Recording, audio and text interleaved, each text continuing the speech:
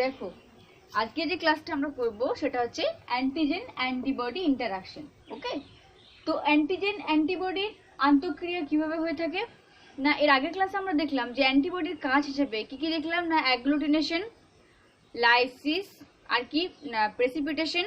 ওকে, এইগুলোর মাধ্যমে কি করে না অ্যান্টিবডি সে অ্যান্টিজেনকে ধ্বংস করে। তাহলে দেখবো আমরা যে বাইরে থেকে যখন কোনো অ্যান্টিজেন শরীরে প্রবেশ করে, তারপর শরীরে প্রবেশ করার মাত্রই সেই অ্যান্টিজেনের বিরুদ্ধে অ্যান্টিবডি তৈরি হয়। সেই অ্যান্টিবডির সঙ্গে অ্যান্টিজেন বাইন্ড করে যুক্ত হয়, তাকে বলা হচ্ছে অ্যান্টিজেন, এবং অ্যান্টিবডি যৌগ গঠন করে। তারপর কি হচ্ছে, সেই অ্যান্টিজেন থেকে নিঃসৃত টক্সিনকে ধ্বংস করে ফেলে অ্যান্টিবডি। ওকে, তাহলে অ্যান্টিজেন এবং অ্যান্টিবডির ইন্টারাকশনের মধ্যে আমরা কি দেখব, প্রথম দেখব যে প্রথম হচ্ছে অ্যান্টিবডি গঠন। দেখো প্রথম হচ্ছে অ্যান্টিজেন অ্যান্টিবডি ইন্টারাকশন। অ্যান্টিজেন অ্যান্টিবডির আন্তঃক্রিয়ায় প্রথমেই কি তৈরি হয়, অ্যান্টিবডি তৈরি হয়। অ্যান্টিবডি কখন তৈরি হবে, শরীরে যখন বাইরে থেকে কোনো অ্যান্টিজেন প্রবেশ করে শরীরের মধ্যে, তখন কি হয়, সেই অ্যান্টিজেনের প্রবেশ করার পরে অ্যান্টিবডি তৈরি হচ্ছে। তাহলে শরীরে ধরো এটা ভাইরাস, ঠিক আছে, এটা ধরো ভাইরাস। তো এই ভাইরাস যখন শরীরের মধ্যে প্রবেশ করছে, প্রবেশ করার মাত্রই কি হবে, অ্যান্টিবডি তৈরি হবে। সেকেন্ড হচ্ছে কি না অ্যান্টিজেন এবং অ্যান্টিবডির গঠন যৌগ। দ্বিতীয় কি হয়, অ্যান্টিজেন অ্যান্টিবডি গঠিত যৌগ। তাহলে প্রথম এর আন্তঃক্রিয়ায় অ্যান্টিবডি গঠিত হয়, ফার্স্ট দেহের মধ্যে অ্যান্টিজেন প্রবেশ করে যার ফলে অ্যান্টিবডি গঠিত হয়। যে অ্যান্টিজেন প্রবেশ করার পর সেই অ্যান্টিজেনের মধ্যে কি করে না, এই অ্যান্টিজেনের এই নির্দিষ্ট স্থানে কি করে অ্যান্টিবডি বাইন্ড করে যুক্ত হয়। বোঝা গেছে? তাহলে অ্যান্টিজেন অ্যান্টিবডি যৌগ গঠিত হচ্ছে, অর্থাৎ অ্যান্টিজেন, এটা হচ্ছে কি অ্যান্টিজেন শরীরে প্রবেশ করার মাত্র কি করলো, অ্যান্টিবডি উৎপন্ন হলো। সেই অ্যান্টিবডি কি করলো, অ্যান্টিজেনের অ্যান্টিবডি বাইন্ডিং স্থানে অর্থাৎ এপিটোপের সঙ্গে কি হলো, অ্যান্টিবডি যুক্ত হলো। তাহলে অ্যান্টিজেন অ্যান্টিবডি যৌগ গঠিত হলো। বুঝা গেছে? অ্যান্টিজেনের সঙ্গে অ্যান্টিবডি যুক্ত হওয়াকে বলা হচ্ছে অ্যান্টিজেন অ্যান্টিবডি গঠিত যৌগ। 3 নম্বরে কি ঘটে থাকে না, 3 নম্বরে ঘটে থাকে অ্যান্টিজেন নিঃসৃত টক্সিন পদার্থের নিষ্করণ। কি হয় না অ্যান্টিজেন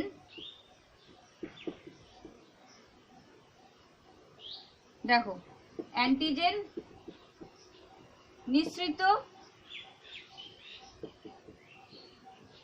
টক্সিন পদার্থের কি করে নিষ্ক্রিয়করণ। অর্থাৎ কি হয়, এরপর যখন অ্যান্টিজেন অ্যান্টিবডির সঙ্গে যুক্ত হয়ে অ্যান্টিজেন অ্যান্টিবডি যৌগ গঠন করে, তখন কি হচ্ছে, এই অ্যান্টিজেন সে কি করে তার অধিবীজ বা টক্সিন খরিত করে, ভাইরাস অ্যান্টিজেনটা।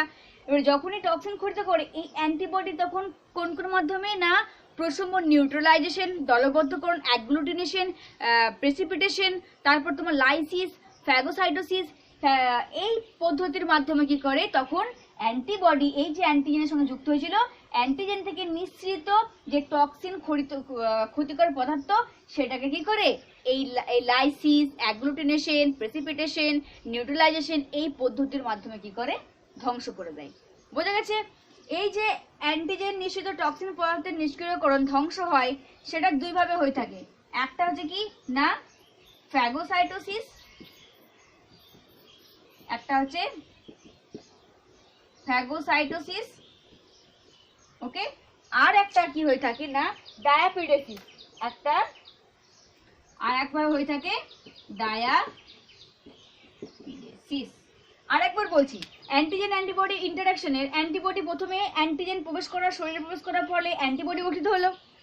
সেই অ্যান্টিবডি অ্যান্টিজেন বাইন্ডিং স্থান এপিটোপে যুক্ত হয়ে অ্যান্টিজেন অ্যান্টিবডি যৌগ গঠিত করে। গঠিত হওয়ার পর অ্যান্টিজেন ডেস টক্সিন নিঃসৃত করে, সেটাকে সেই ক্ষতিকর টক্সিনকে অ্যান্টিবডি কি করে বিভিন্ন পদ্ধতির মাধ্যমে প্রশমন, নিউট্রালাইজেশন, অ্যাগ্লুটিনেশন বা দলবদ্ধকরণ, লাইসিস, প্রেসিপিটেশন এর মাধ্যমে কি করে এর নিঃসৃত টক্সিন বা অধিবিষকে নষ্ট করে দেয়, ধ্বংস করে দেয়। কোন কোন পদ্ধতিতে? এক হচ্ছে ফ্যাগোসাইটোসিস, সেকেন্ড হচ্ছে ডায়াপিডোসিস। ফ্যাগোসাইটোসিস পদ্ধতিটা আমি অ্যান্টিজেনের প্রথম ক্লাসে বলেছিলাম যে কি করে শরীরের বাইরে থেকে যখন কোনো প্যাথোজেন প্রবেশ করে তখন শরীরের মধ্যে থাকা লিম্ফোসাইট, ম্যাক্রোফাজ, নিউট্রোফিল কি করে ধ্বংস করে। কিভাবে না, ম্যাক্রোফাজ সেল কি বলেছিলাম সেই প্যাথোজেনকে এনগাল্ফ করে নেয় ফ্যাগোসাইটোসিস পদ্ধতিতে, নিজের ভিতরে শরীরের ভিতরে প্রবেশ করায়। সেখানে প্রবেশ করার পর কি বলেছিলাম যে লাইসিস নামক উৎসেচকের দ্বারা কি করে তাকে ভেঙে নষ্ট করে দেয়। ওকে, তাহলে ফ্যাগোসাইটোসিস পদ্ধতির সাহায্যে টক্সিনটা নিষ্ক্রিয়করণ হয়। আর হচ্ছে ডায়াপিডেসিস। এই ডায়াপিডেসিসটা কি দেখো, তাহলে অ্যান্টিজেন অ্যান্টিবডি ইন্টারঅ্যাকশন বোঝা গেছে কি। এই ডায়াপিডেসিস পরীক্ষায় কিন্তু 1 নম্বরে কোশ্চেন আসতে পারে। হ্যাঁ, ডায়াপিডেসিস কি বললাম, ডায়াপিডেসিস। দেখো এই ডায়াপিডেসিসটা কি, দেখো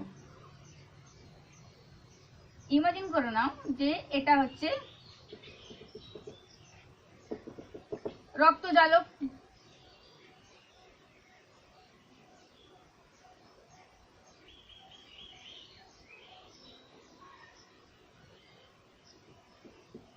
এটা হচ্ছে কি আমরা বোঝানোর জন্য বলছি রক্তজালক, এগুলো হচ্ছে আরবিসি,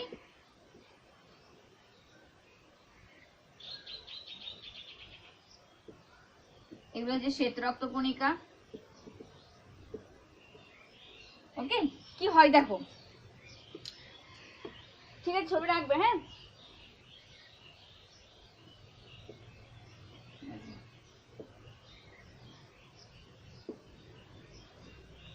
ক্ষতিকর স্থান থেকে শ্বেত কণিকা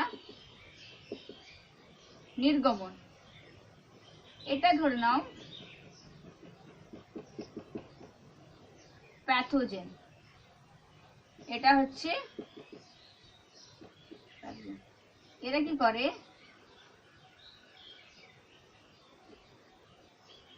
দেখো, বুঝবে ছবিটা। হ্যাঁ, ডায়াপিডেসিস কি, শরীরের কোনো স্থানে আঘাতপ্রাপ্ত হলে বা ক্ষত সৃষ্টি হলে সেই আঘাতপ্রাপ্ত স্থানে থাকা শ্বেত রক্তকণিকাগুলো কি করে জানো, তারা আঘাতপ্রাপ্ত স্থান থেকে রক্তজালকের প্রাচীর ভেদ করে তারা সেই যে ক্ষতস্থানের মধ্যে যে প্যাথোজেন প্রবেশ করেছে সেই প্যাথোজেনের কাছে এসে পৌঁছায়। তাহলে কি বললাম যে এই প্রক্রিয়ায় দেহের কোনো স্থান যখন জীবাণুর দ্বারা আঘাতপ্রাপ্ত স্থান হোক বা যে কোনো ক্ষতস্থানে, অর্থাৎ দেহের কোনো স্থান যখন কোনো জীবাণুর দ্বারা আক্রান্ত হয় তার ফলে কি হয় না, অর্থাৎ আক্রান্ত হলে সেই স্থানের যে শ্বেত রক্তকণিকা, কোনো স্থান যখন সারা শরীরের মধ্যে ব্লাড আছে, রক্তজালকের মধ্যে কি আছে, আরবিসি আছে, ডাব্লিউবিসি আছে, কি মনোসাইট, নিউট্রোফিল এগুলো আছে। তাহলে আক্রান্ত স্থানে যে স্থান আক্রান্ত করে সেই স্থানের শ্বেত রক্তকণিকা মনোসাইট, বিশেষ করে মনোসাইট এবং নিউট্রোফিল তারা কি করে সেই রক্তজালকের প্রাচীর ভেদ করে ক্ষতস্থান থেকে তারা বাইরে বেরিয়ে সেই প্যাথোজেনের বা জীবাণুর কাছে গিয়ে পৌঁছায়, যে জীবাণুটা শরীরে বর্তমান সেখানে গিয়ে পৌঁছাচ্ছে।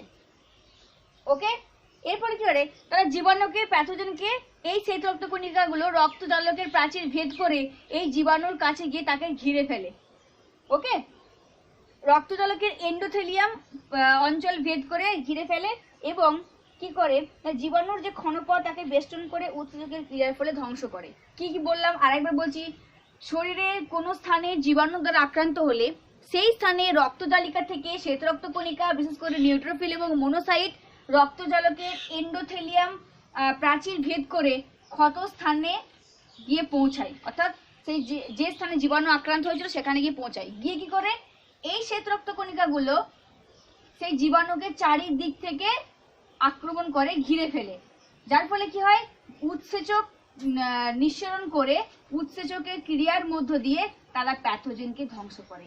এই যে ধ্বংস করার প্রসেস যাকে বলা হচ্ছে ডায়াপিডেসিস। বোঝা গেছে ডায়াপিডেসিস কি? তাহলে আমরা কি বলতে পারি ডায়াপিডেসিস সঙ্গে আমরা কি বলতে পারি, যে দেখো যে প্রক্রিয়ায় সবাই লিখবে, হ্যাঁ, যে প্রক্রিয়ায় দেহে কোনো আক্রান্ত স্থানের রক্ত জালক, দেখো লিখবে ডায়াবেটিস কাকে বলে? যে প্রক্রিয়ায় দেহের কোনো আক্রান্ত স্থানে রক্তজালকের প্রাচীর ভেদ করে রক্তজালকের প্রাচীর ভেদ করে শ্বেত রক্তকণিকা কি করে না জীবাণুকে ধ্বংস করে ফেলে। শ্বেত রক্তকণিকা বাইরে বেরিয়ে এসে ফ্যাগোসাইটোসিস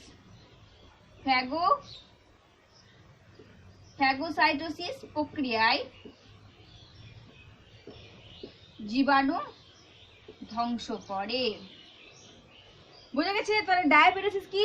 যে প্রক্রিয়ায় দেহে কোনো আক্রান্ত স্থানে রক্তজালকের প্রাচীর ভেদ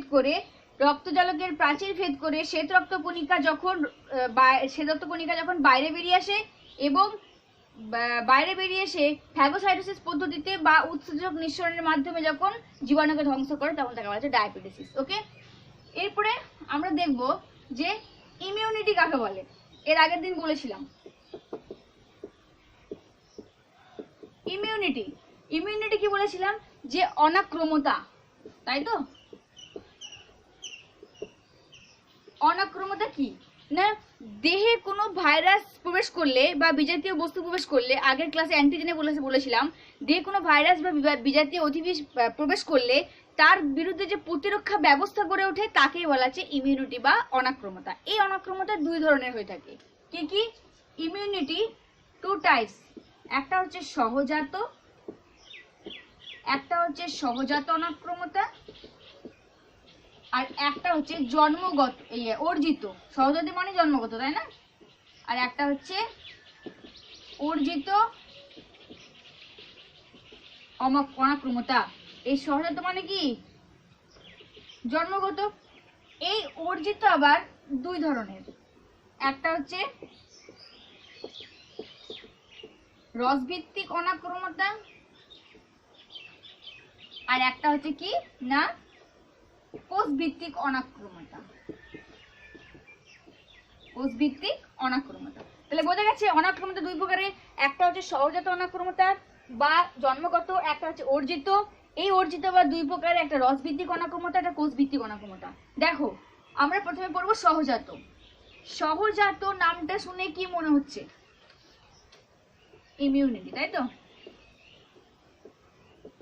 ইমিউনিটি বা অনাক্রমতা। দেখো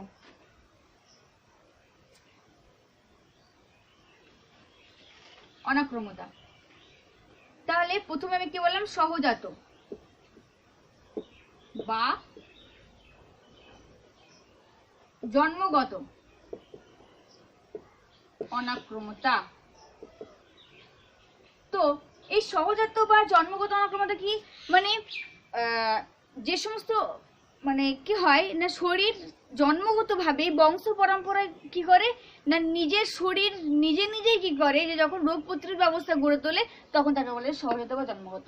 যেমন ধরো আমাদের শরীর আংশিকভাবে বা সম্পূর্ণভাবে আমাদের যখন পোলিও ভাইরাস মানে আমাদের যখন মাম্পস হয়ে ওঠে বা আমাদের যখন ধরো পক্স হয় তখন তো আমাদের সেই পক্সকে ভালো করার জন্য আমরা বিশেষ তো কোনো মেডিসিন বা কিছু শরীরে নিয়ে কি ধ্বংস করার জন্য নিই না। তো আমাদের শরীর কি করছে আপনি সেগুলোকে কি করে ধ্বংস করে দেয়, নষ্ট করে দেয়। তাহলে যখন জন্মগতভাবে বা বংশ পরম্পরায় যে অনাক্রমতাটা গড়ে ওঠে এবং রোগের বিরুদ্ধে লড়াই করে তখন তাকে আমি বলবো জন্মগত বা সহজাত। জন্মগত মানে কি? আমাদের স্কিন জন্মগতভাবে কি বাইরের কি করে ভাইরাস থেকে আমাদের ত্বক রক্ষা করে। আচ্ছা, জন্মগত বা সহজাত যেমন কি আমাদের শরীরের মধ্যে পাকস্থলীতে আছে HCl, হাইড্রোক্লোরিক অ্যাসিড এবং পাচক রস, যে কি করে শরীরের মধ্যে প্রবেশকারী কিছু জীবাণুকে ধ্বংস করে দেয়, তাই না? আচ্ছা, আমাদের দেহে যে নাকের থাকার যে রোম, যে কি করে বাইরের কি করে না থেকে রোগ জীবাণু হাতে রক্ষা করে। তাহলে জন্মগতভাবে যেগুলো আমাদের প্রতিরক্ষা করছে, ব্যবস্থা গড়ে তুলছে, তখন তাকে বলা হচ্ছে জন্মগত বা সহজাত অনাক্রম্যতা। এটা উদাহরণ কি হবে? দেহত্বক, তাই না? আচ্ছা, আমাদের দেহের পিএইচও কিন্তু আমাদের দেহে কি করে না জীবাণুকে ধ্বংস করে।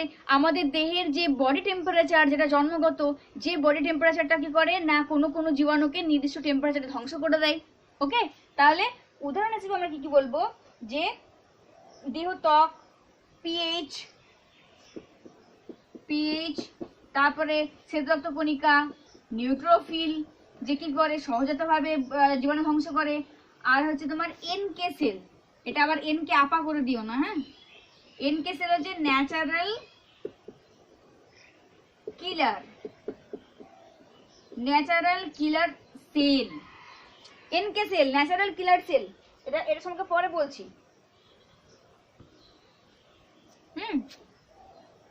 দেখো, ন্যাচারাল কিলার সেল, এই সেল কি করে না জন্মগতভাবে ধ্বংস করে মাস্ট কোষ, বেসোফিল কোষ,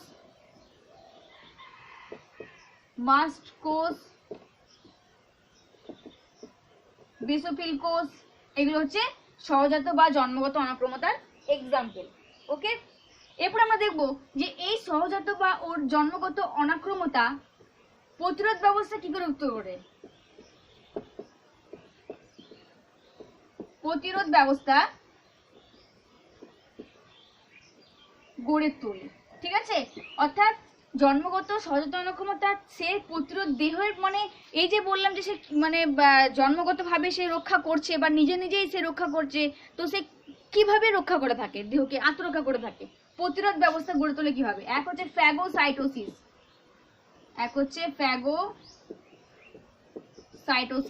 দেখো ফার্স্ট হচ্ছে ফ্যাগোসাইটোসিস মানে কি আমরা জানি যে আমাদের দেহের মধ্যে থাকা ম্যাক্রোফাজ সেল, নিউট্রোফিল, যারা কি করে বাইরে থেকে জীবাণু প্রবেশ করলে তারা ম্যাক্রোফাজ সেল আমাদের কি করে থাকে যে তারা জীবাণুকে এনগাল্ফ করে তারা লাইসিস করে তাকে অ্যান্টিজেনকে ধ্বংস করে ফেলে। ওকে, তাহলে ফ্যাগোসাইটোসিস প্রক্রিয়ার মধ্য দিয়ে কি করে না সহজাত অনাক্রম্যতা গড়ে উঠছে, রোগ জীবাণুকে ধ্বংস করছে, আগ্রাসন। কি কি বলতে পারি আমরা? দেখো, যকৃতের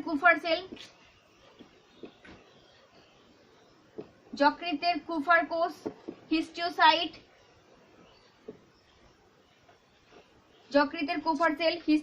কোষ। আর কি হয়ে থাকে? প্লীহা, লসিকা গ্রন্থি, থাইমাস,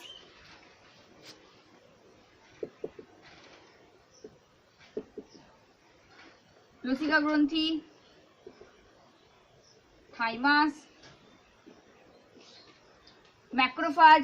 ওকে, যকৃতের কুপার সেল, হিস্টোসাইট, এরা কি করে এই কলা না এই থাইমাস গ্রন্থি, ম্যাক্রোফাজ, লসিকা গ্রন্থি, এরা জীবাণুকে ফ্যাগোসাইটোসিস পদ্ধতিতে ধ্বংস করে ফেলে। ওকে, তাহলে সহজাত অনাক্রম্যতা পদ্ধতির প্রথম ব্যবস্থা ফ্যাগোসাইটোসিস। সেকেন্ড হচ্ছে অ্যাসিড এবং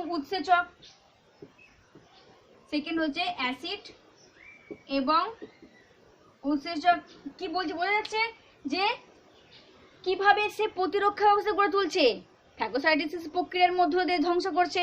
আচ্ছা, অ্যাসিড এবং উৎসেচক না যখন কোনো জীবাণু শরীরের মধ্যে আমাদের খাদ্যের মধ্য দিয়ে শরীরে প্রবেশ করে তখন আমাদের পাকস্থলীতে থাকা হাইড্রোক্লোরিক অ্যাসিড HCl কি করে সেই জীবাণুকে ধ্বংস করে। এছাড়াও আমাদের পাচক রস খরিত হয়, যে পাচক রসও কি করে জীবাণুকে ধ্বংস করে। তাহলে অ্যাসিড এবং উৎসেচকের মধ্য দিয়ে কি করে আমাদের প্রতিরক্ষা ব্যবস্থা গড়ে তুলছে, যেটা হচ্ছে তোমার সহজাত বা জন্মগতভাবে নিয়ন্ত্রণ।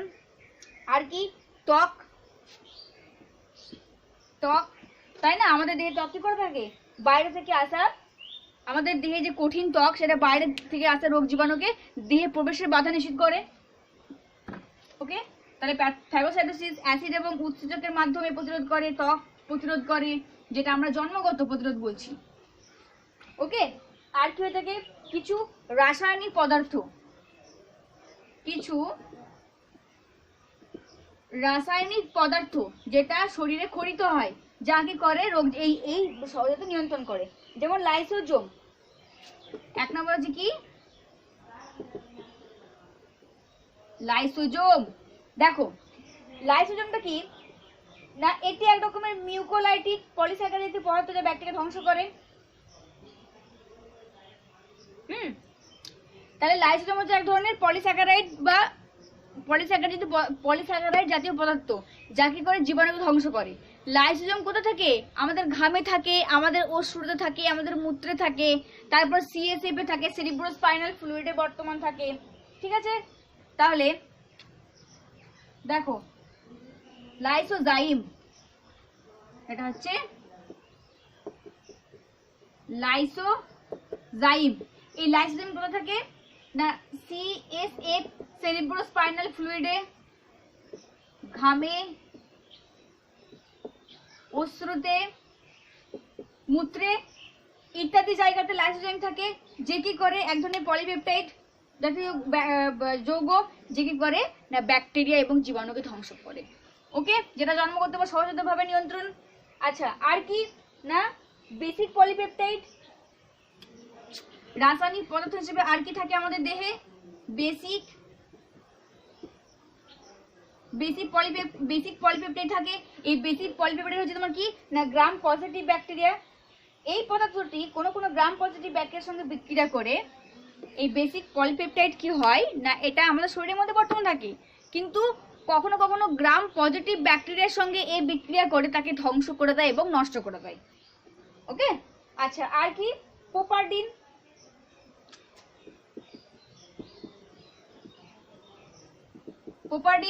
এই পোপারডিন হচ্ছে গ্রাম নেগেটিভ ব্যাকটেরিয়ার সঙ্গে বিক্রিয়া করে জীবাণুকে ধ্বংস করে। আচ্ছা, রাসায়নিক পদার্থ হিসেবে আমাদের শরীরের মধ্যে আর কি থাকে না অ্যান্টিবডি।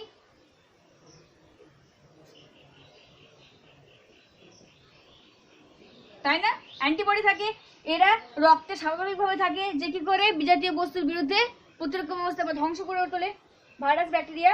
আর কি হয় না স্বাভাবিক কিলার কোষ। আর কি থাকে, ফিফথ হচ্ছে স্বাভাবিক কিলার কোষ। বর্তমান আমাদের শরীরের মধ্যে ন্যাচারাল কিলার সেলটাকে বললাম এনকে সেল। এ কি করে, এরা এক ধরনের লিম্ফোসাইট, এরা বিভিন্ন বিজাতীয় কোষ বা টিউমার প্রভৃতিকে নষ্ট করে দেয়। তাহলে দেখো এই বেসিক এই রাসায়নিক পদার্থের মধ্যে লাইসোজাইম বললাম, সিএসএফ এ থাকে, ঘামে থাকে, অশ্রুতে, মূত্রে। যে লাইসোজাইম বাইরের আসা বিজাতীয় পদার্থকে ধ্বংস করে জন্মগতভাবেই সহজাত, মানে আপনি বেসিক পলিপেপটাইড থাকে, যে ধ্বংস করে গ্রাম পজিটিভ ব্যাকটেরিয়ার সঙ্গে অ্যাটাচ হয়ে যুক্ত হয়ে সে ধ্বংস করে ব্যাকটেরিয়াকে, গ্রাম নেগেটিভ ব্যাকটেরিয়ার সঙ্গে যুক্ত হয়ে ধ্বংস করে। অ্যান্টিবডি আমাদের শরীরে বর্তমান, যেটা জন্মগতভাবে কি করে আপনি বিজাতীয় বস্তু বা অ্যান্টিজেন শরীরে প্রবেশ করলে তার বিরুদ্ধে প্রতিরক্ষা ব্যবস্থা গড়ে তোলে এবং অ্যান্টিজেনকে ধ্বংস করে। এবং ফিফথ বললাম এনকে সেল, ন্যাচারাল কিলার সেল। এটা হচ্ছে এক ধরনের লিম্ফোসাইট, এটা হচ্ছে এক ধরনের লিম্ফোসাইট, যে কি করে না লিম্ফোসাইট, এরা টিউমার, দেখো এরা টিউমার কোষ এবং বিজাতীয় কোষকে ধ্বংস করে।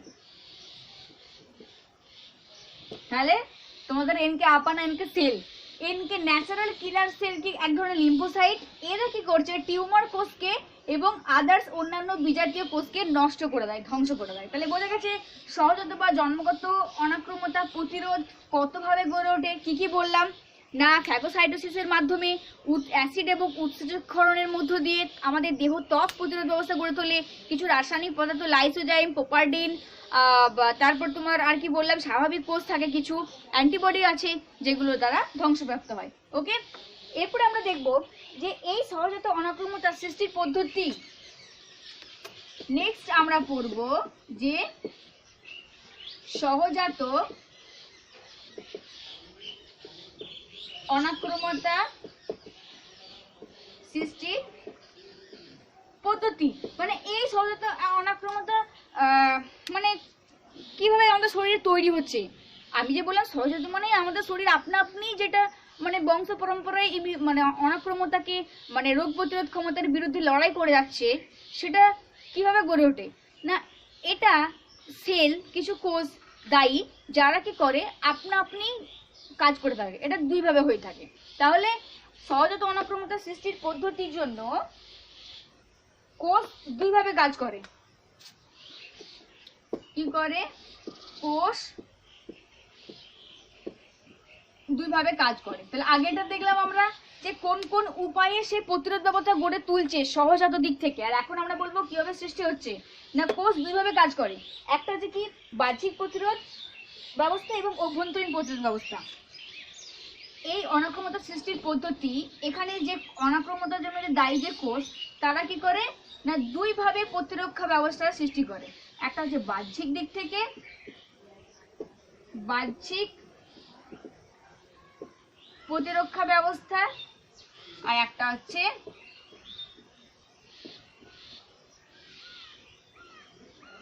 অভ্যন্তরীণ প্রতিরক্ষা ব্যবস্থা। দুটোর মাধ্যমে এখন আমরা দেখব বাহ্যিক প্রতিরক্ষা ব্যবস্থার মধ্য দিয়ে কিভাবে সেটা তৈরি হচ্ছে। ফার্স্ট হচ্ছে কি না বাহ্যিক প্রতিরক্ষা ব্যবস্থা। দেখো বাহ্যিক প্রতিরক্ষা ব্যবস্থার মধ্যে আমরা প্রথম দেখবো যে ভৌত। ফার্স্ট হচ্ছে দেহের ত্বক, তাই না?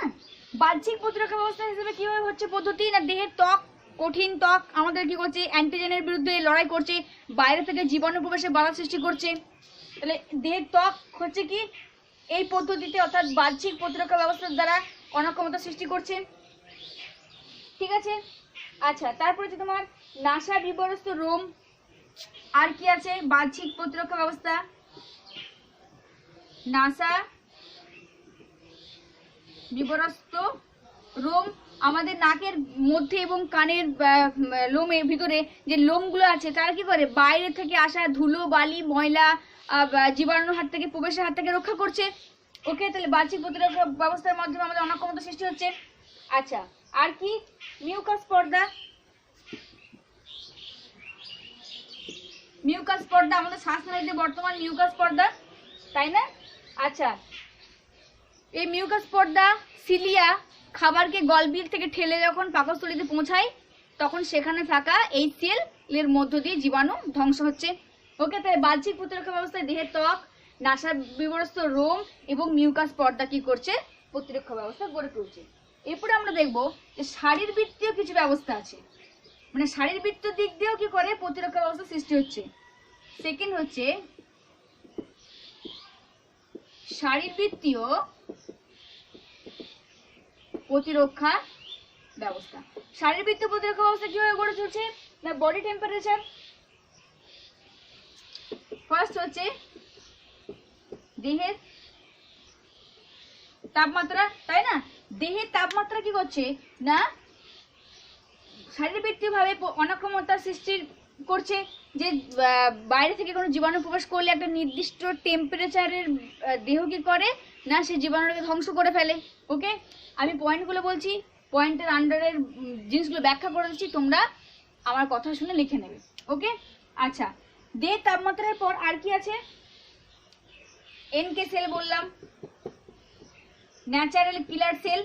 ন্যাচারাল কিলার সেল যেটা এক ধরনের লিম্ফোসাইট, যেটা টিউমার কোষ এবং অন্যান্য কোষকে ধ্বংস করে। তাহলে এটা হচ্ছে শারীরবৃত্তীয় ভাবে প্রতিরক্ষা ব্যবস্থা গড়ে তোলে। আর কি? অ্যাসিড কি থাকে HCl, তাই না? পাকস্থলীতে থাকা HCl যে কি করছে ধ্বংস করছে জীবাণুকে শরীরের মধ্যে। আর কি থাকে? ঘাম এবং সিবাম। আর হচ্ছে লাইসোজাইম বললাম, যে লাইসোজাইম অশ্রুতে ঘামে মূত্রে থাকে, যে কি করে না শরীরে প্রবেশ করলে সেই জীবাণুকে ধ্বংস করে ফেলে, নষ্ট করে দেয়। ওকে, আর পিত্ত। 5 হচ্ছে পিত্ত। আমাদের শরীরে পিত্ত থেকে কি হয় পিত্তরস খরিত হয়, তাই না? এই পিত্তরসে বিভিন্ন জৈব এবং অজৈব লবণ বর্তমান, যেগুলো কি করে জীবাণুকে ধ্বংস করে ফেলে, নষ্ট করে দেয়। তো শারীরিক তাহলে ভৌত প্রক্রিয়ার মধ্যে, বাহ্যিক প্রক্রিয়ার মধ্য দিয়ে আমরা দেখছি যে শরীর, দেহ, ত্বক, তারপর তোমার মিউকাস, এগুলোর মধ্য দিয়ে প্রতিরক্ষা ব্যবস্থা করে তুলছে। শারীরবৃত্তীয়ভাবে দিয়ে তাপমাত্রা, ন্যাচারাল কিলার সেল, অ্যাসিড, লাইসোজোম, পিত্তরস থেকে থাকা জৈব অজৈব পদার্থ সব কি করছে না সহজাতভাবে প্রতিরক্ষা ব্যবস্থা গড়ে তুলছে, প্রতিরক্ষা ব্যবস্থা সৃষ্টি হচ্ছে। ঠিক আছে। আচ্ছা, আরেকটা হচ্ছে সেরুমেন। সেরুমেন হচ্ছে কর্ণকুহরে থাকা, অন্তঃকরণের গঠন পড়ার সময় বলেছিলাম কর্ণকুহরটা কি, সেরুমেনটা বলিনি। কর্ণকুহরের মধ্যে থাকা এক ধরনের চটচটে আঠালো পদার্থ, যখন জীবাণু বহিঃকর্ণ থেকে কর্ণকুহরে পৌঁছায় তখন সেই চটচটে আঠালো পদার্থ কি করে, সেই জীবাণুটাকে নষ্ট করে দেয়, ধ্বংস করে দেয়, যাকে বলা হচ্ছে সেরুমেন। বোঝা গেছে?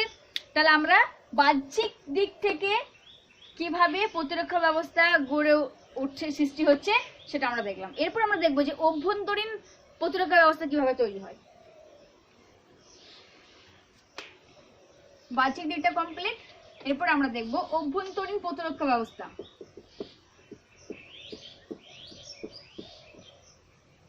অভ্যন্তরীণ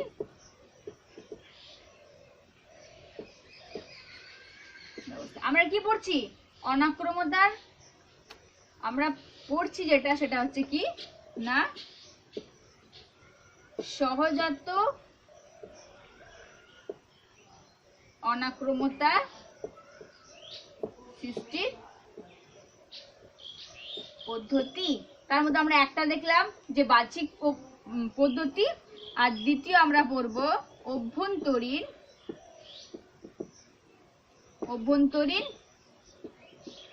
প্রতিরক্ষা ব্যবস্থা। অভ্যন্তরীণ প্রতিরক্ষা ব্যবস্থা মানে শরীরের, আমরা আপনারা দেখলাম বাহ্যিক দিক থেকে, বাহ্যিকের মধ্যেও শরীরের বডি টেম্পারেচার পড়ছে, মিউকাস পড়ছে, বাট এখন আমরা দেখবো একদম ভিতরের যে শরীরের অংশ, সেগুলো কিভাবে প্রতিরক্ষা ব্যবস্থায় সৃষ্টির জন্য দায়ী, সহজাত প্রতিরক্ষা ব্যবস্থা। ফার্স্ট হচ্ছে কি শ্বেত রক্তকণিকা।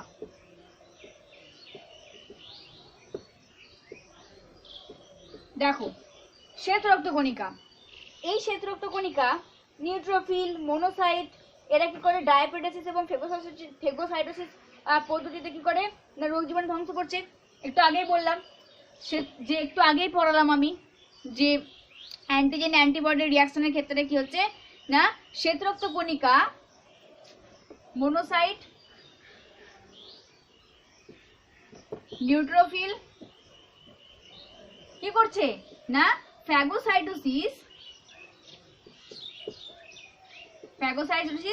ও ডায়াপিডেসিসের মাধ্যমে কি করছে রোগ জীবাণুকে ধ্বংস করছে। এছাড়াও মাস্ট সেল থেকে ক্ষরিত হয়, মাস্ট কোষ থেকে হিস্টামিন ক্ষরিত হয়, যে কি করে অ্যান্টিজেনকে ধ্বংস করে, তাই না?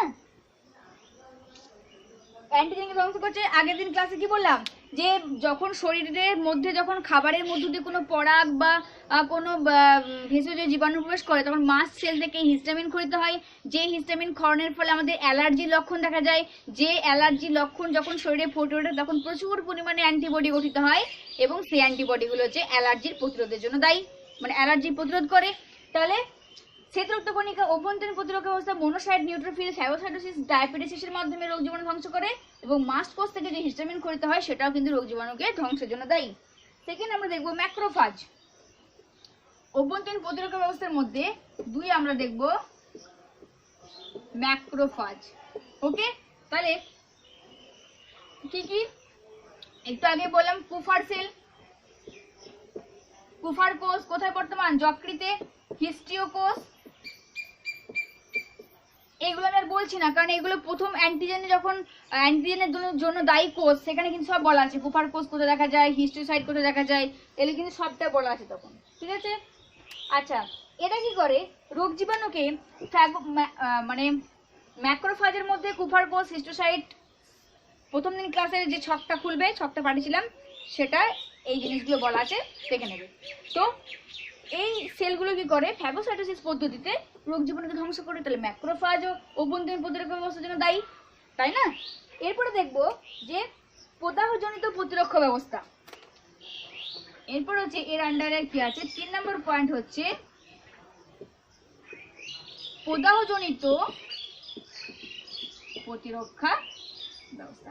অর্থাৎ শরীরে কোনো স্থানে যদি প্রদাহ হয়, যন্ত্রণা সৃষ্টি হয়, তখন কি হয়ে থাকে দেখো।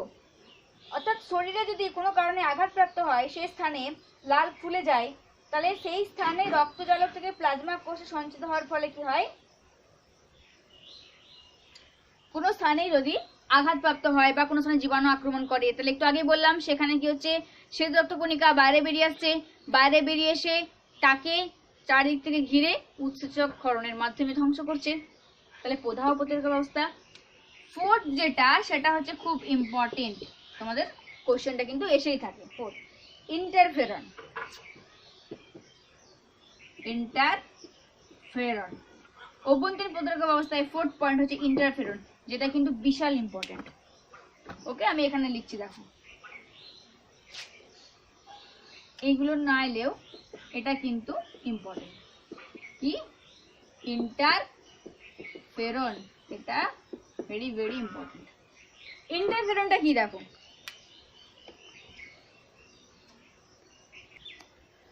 দেখো ইন্টারফেরন কি, এটা হচ্ছে খুব ইম্পর্টেন্ট, ঠিক আছে? ইন্টারফেরন হচ্ছে যে ভাইরাস আক্রান্ত কোষ থেকে খরিত যে ক্ষুদ্র দ্রবণীয় প্রোটিন পার্শ্ববর্তী কোষগুলির সঙ্গে সংযুক্ত হয়ে ওই কোষগুলিকে ভাইরাসের প্রতিলিপিকরণ প্রতিরোধ অ্যান্টিভাইরাল প্রোটিন সংশ্লেষে উদ্দীপিত করে। কথাটা ভালো করে শুনবে। ভাইরাস আক্রান্ত কোষ থেকে খরিত যে ক্ষুদ্র দ্রবণীয় প্রোটিন, অর্থাৎ কোনো দেহের কোনো কোষ ভাইরাস দ্বারা আক্রান্ত হলে সেখান থেকে যেটা খরিত হয় সেটাকে বলা হচ্ছে ইন্টারফেরন।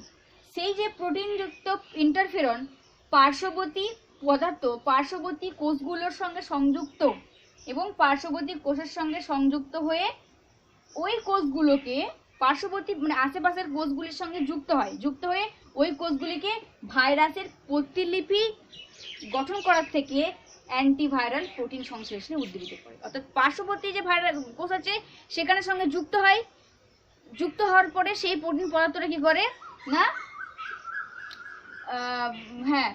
প্রোটিন পদার্থটা কি করে না, সেই ভাইরাসের প্রতিলিপি গঠনের প্রতিরোধ করার জন্য এক ধরনের অ্যান্টিভাইরাল তৈরি করার জন্য উদ্দীপিত করে।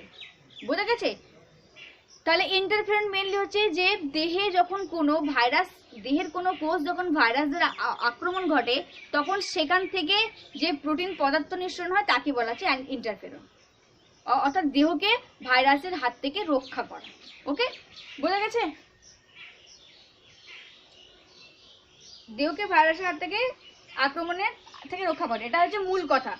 যে দেহের কোনো কোষ ভাইরাস দ্বারা আক্রান্ত হলে দেহকে ভাইরাসের হাত থেকে রক্ষা করার জন্য সেই কোষ থেকে যেটা নিঃসৃত হয় প্রোটিন পদার্থ তাকে বলা হচ্ছে ইন্টারফেরন। ওকে,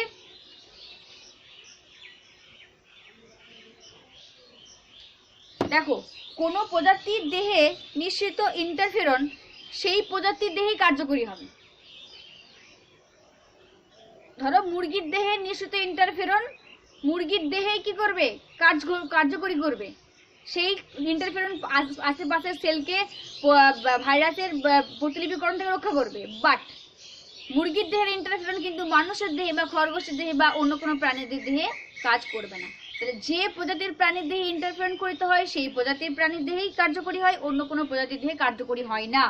আবার বলছি, ভাইরাস আক্রান্ত কোষ থেকে ক্ষতিকর যে ক্ষুদ্র দ্রবণীয় প্রোটিন পদার্থ যেটা পার্শ্ববর্তী মানে পাশাপাশি থাকা কোষগুলির সঙ্গে যুক্ত হয়, প্রোটিন পদার্থটা যুক্ত হয়ে ওই কোষগুলিকে ভাইরাসের প্রতিলিপিকরণ প্রতিরোধী অ্যান্টিভাইরাল প্রোটিন সংশ্লেষকে উদ্দীপিত করে।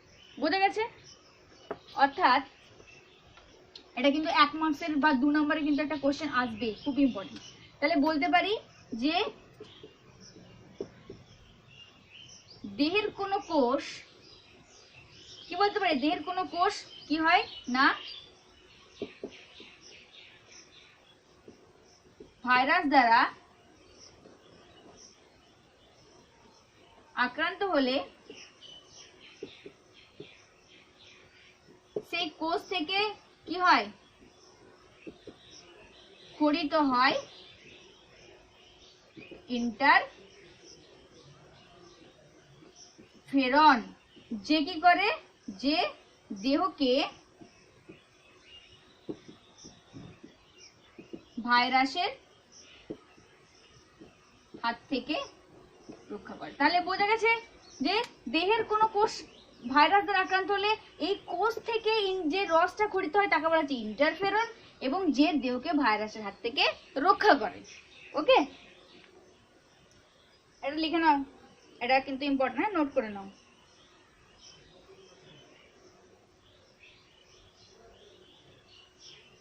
ওকে,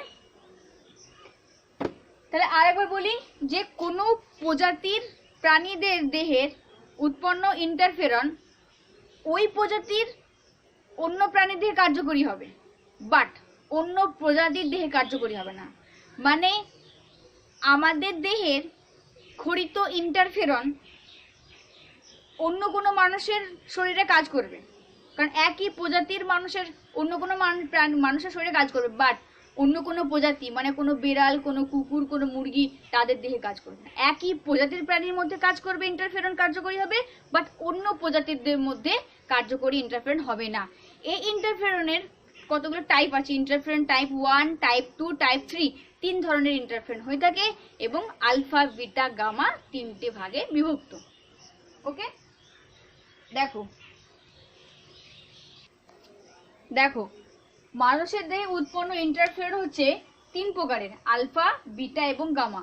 আলফা, বিটা কার্যগত এবং গঠনগত দিক থেকে একই হওয়ার জন্য তাদেরকে টাইপ 1 এর মধ্যে প্রবেশ করানো হয়েছে।